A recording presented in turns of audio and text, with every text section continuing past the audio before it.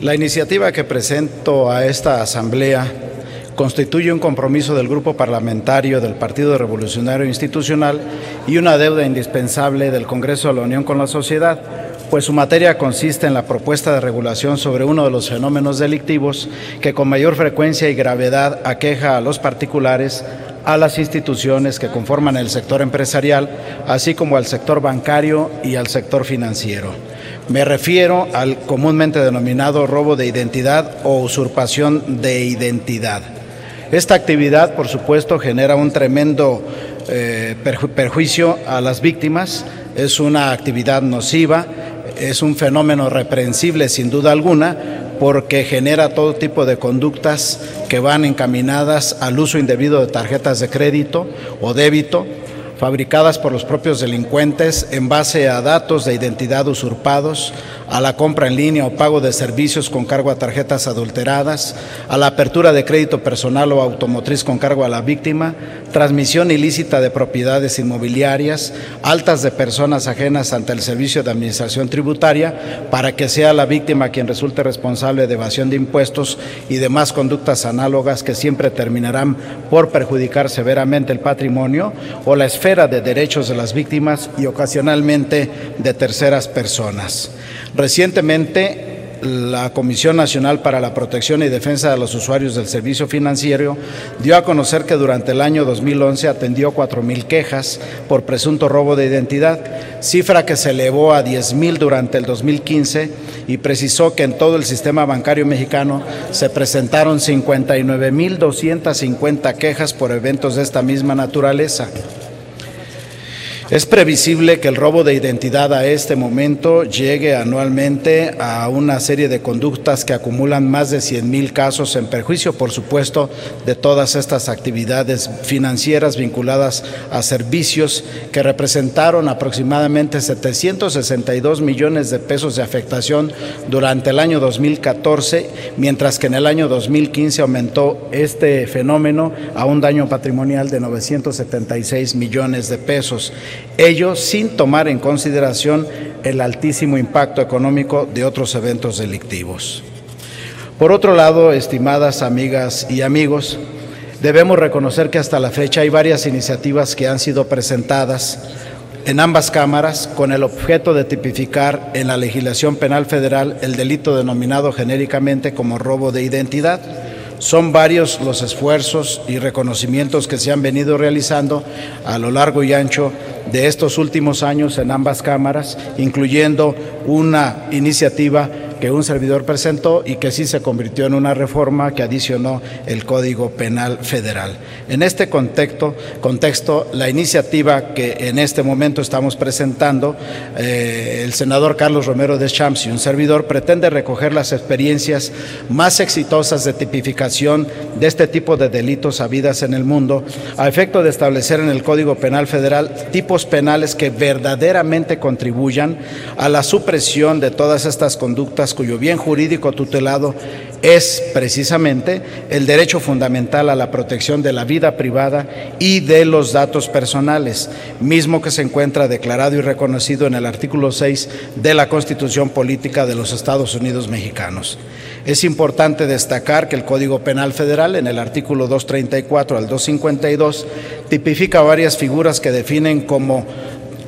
delito numerosas conductas de falsedad en las que el bien jurídico protegido es justamente la fe pública y presunción de legitimidad que deben tener todos los documentos oficiales o privados. Sin embargo, en ninguna parte de dicha legislación se establece un modelo delictivo o un tipo penal que establezca claramente que tenga por objeto proteger como bien jurídico los datos de identidad de las personas, de tal suerte que ninguno de estos modelos penales de falsedad puede tener aplicación típica a las conductas que implican la usurpación de datos de identidad. Por tanto, Igualmente debe advertirse que si bien a las conductas en estudio se les ha denominado genérica y eufemísticamente como robo de identidad, cierto es también que las conductas de que se ocupará esta iniciativa nada tienen en común con el robo, pues siendo los datos personales de identidad un atributo de la personalidad, su misma inmaterialidad hace que su apropiación material sea imposible.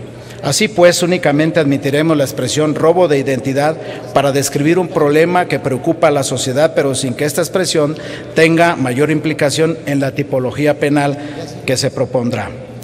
Tampoco utilizaremos genéricamente el término suplantación de identidad, ya que esta expresión solamente es aplicable a dos conductas de entre la gran variedad de delitos en estudio, la cual se materializa cuando ilícitamente una persona se hace pasar por otra persona.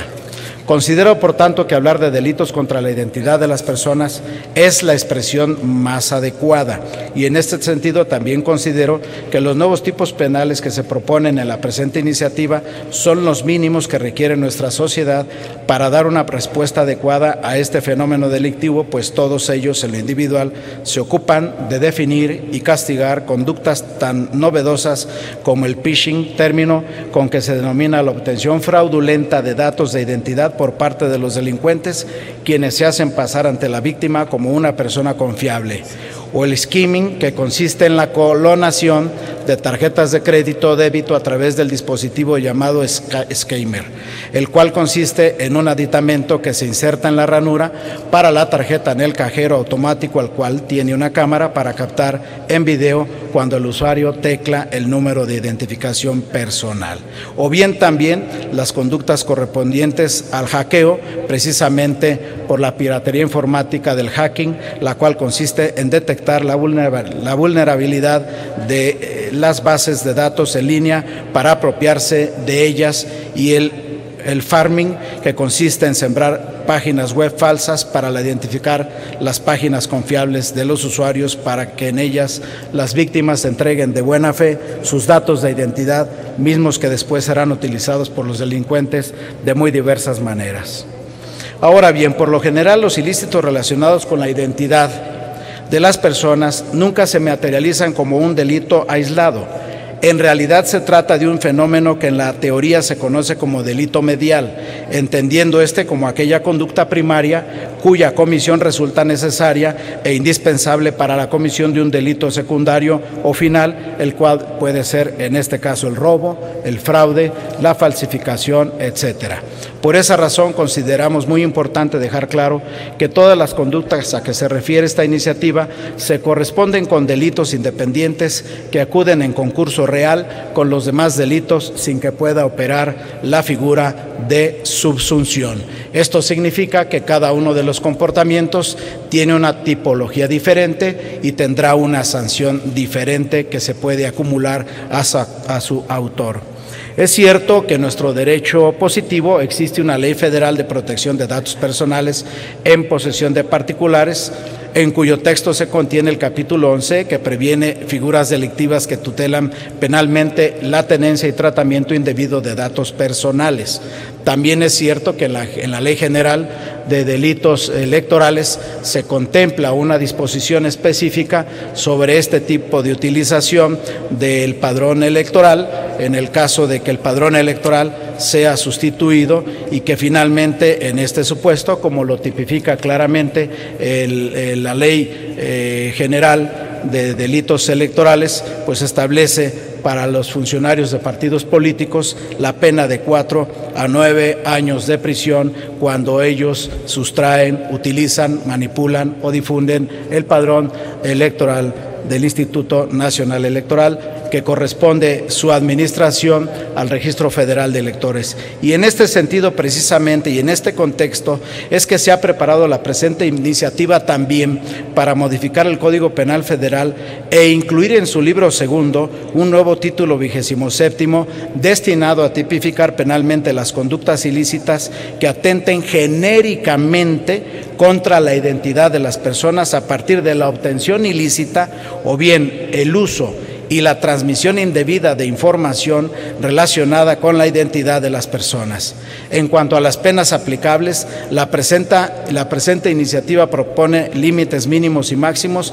que permitan al delincuente menos peligroso obtener beneficio de condena condicional y en su primera participación delictiva. Sin embargo, en las conductas que implican una mayor peligrosidad o un nivel mayor de daño social, se han dispuesto penalidades que van de los 5 a los 12 años de prisión, lo cual impedirá que estos delincuentes reciban indulgencia por parte de la sociedad que agraviaron. Es importante entonces señalar que los suscritos consideramos adecuado, desde el punto de vista de la técnica legislativa, continuar con la tradición parlamentaria de adicionar nuestro Código Penal Federal con las nuevas conductas penales de que se ocupa esta iniciativa, en lugar de abonar a la interpolación de leyes penales, ya que consideramos que es nuestro Código Penal Federal donde deben concentrarse y aglutinarse las figuras delictivas que son competencia de los tribunales del Poder Judicial de la Federación.